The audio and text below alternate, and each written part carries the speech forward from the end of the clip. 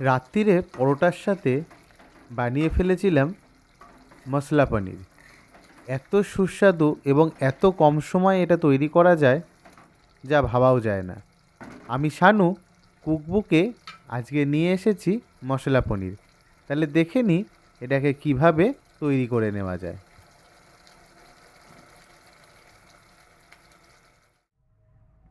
কড়াটা বসিয়ে দিয়েছি। কড়াটাতে দিয়ে দিচ্ছি সর্ষের তেল। তেলটা গরম হয়ে উঠেছে। তেলের মধ্যে আমি দিয়ে দিচ্ছি অল্প পরিমাণ লবণ এবং সামান্য হলুদ। দিয়ে এর মধ্যে ছোট করে কেটে রাখা পনিরের টুকরোগুলোকে দিয়ে দিলাম সামান্য ভেজে নেওয়ার জন্য। পনিরের টুকরোগুলোকে খুব বেশি ভাজবো না, সামান্য দু পিঠ হালকা করে ভেজে নেব।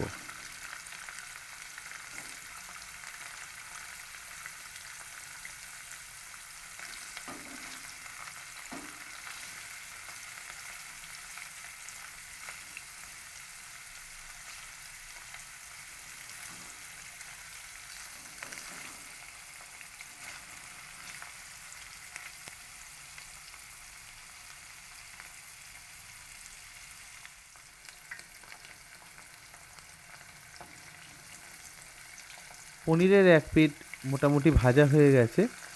একটু ঘুরিয়ে দিই, ঘুরিয়ে অন্য সাইডটাও একটু ভেজে নিই।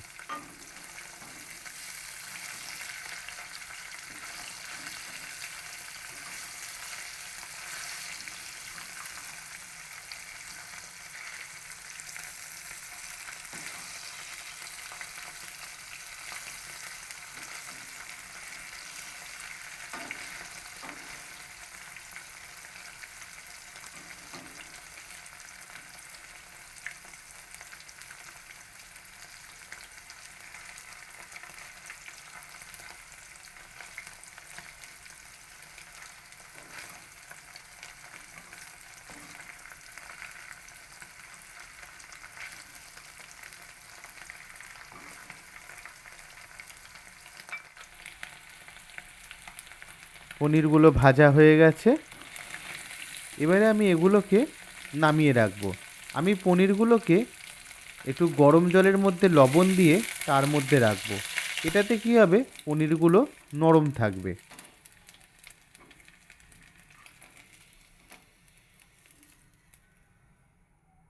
ওই তেলের মধ্যেই আমি ফোড়নে দিয়ে দিচ্ছি দারচিনি, ছোট এলাচ, লবঙ্গ এবং সামান্য একটি জয়িত্রী। এর মধ্যে দিয়ে দিলাম 1 চামচ আদা বাটা। আদা বাটাটাকে কিছুক্ষণ একটুখানি ভেজে নেব।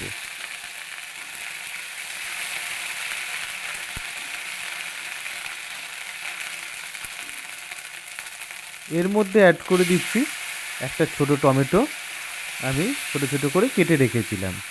এই আদা আর টমেটোটাকে বেশ কিছুক্ষণ ভেজে নেব যতক্ষণ এর কাঁচা গন্ধটা চলে যাচ্ছে।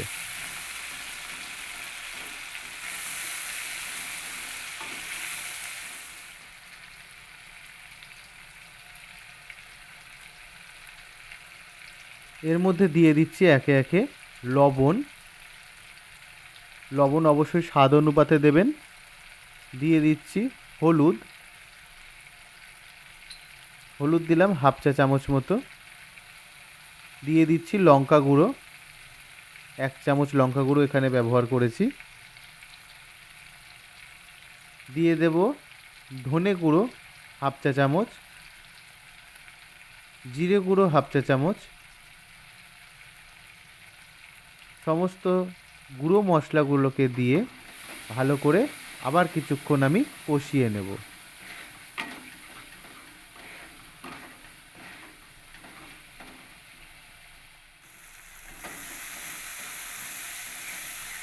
মশলাটা ভালোই কষা হয়ে গেছে, মশলা থেকে তেল ছাড়ছে। এই পর্যায়ে আমি এর মধ্যে দিয়ে দেব কাজু এবং চারমগজ বাটা। আমি এখানে 6-7টা মতো কাজু এবং অল্প একটু চারমগজ বেটে রেখেছিলাম। সেটাকে দিয়ে আবার কিছুক্ষণ একটু ভালো করে আমি কষিয়ে নিই।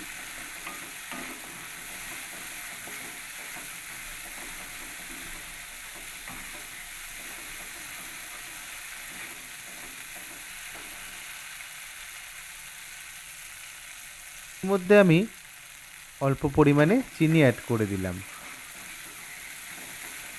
সমস্ত মশলাগুলোকে ভালো করে কষা হয়ে গেছে।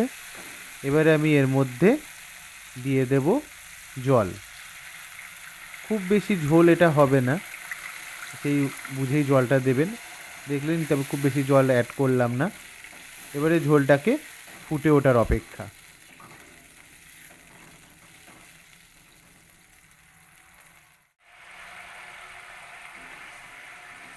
ঝোলটা ভালোই ফুটে উঠেছে, গ্রেভিটা একদম রেডি হয়ে গেছে।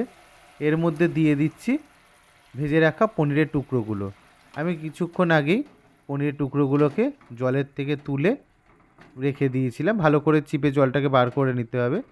রেখে দিয়েছি এইভাবে। এবারে এটা ফুটে উঠলেই আমাদের রান্না প্রায় কমপ্লিট। একদম দেখতে পাচ্ছেন খুব সুন্দর এটা হয়ে এসছে।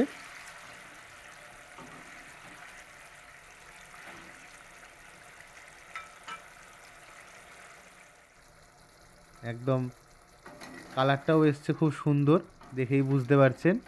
এবারে আমি এর মধ্যে অল্প করে দিয়ে দেব কস্তুরি মেথি আর গরম মশলা গুঁড়ো। রান্নাটা কেমন লাগলো অবশ্যই কিন্তু কমেন্ট করে জানাবেন, আর একবার বানিয়ে খেয়ে দেখবেন। আমার এই রেসিপিটা যদি আপনাদের ভালো লাগে একটা লাইক করে দেবেন, নিজের প্রিয়জনদের মধ্যে শেয়ার করবেন, আর আমার এই ছোট্ট চ্যানেলটাকে সাবস্ক্রাইব করে বড় হতে সাহায্য করবেন। খুব শিগগিরই দেখা হবে নতুন কোনো রেসিপির সাথে। ততক্ষণের জন্য টাটা।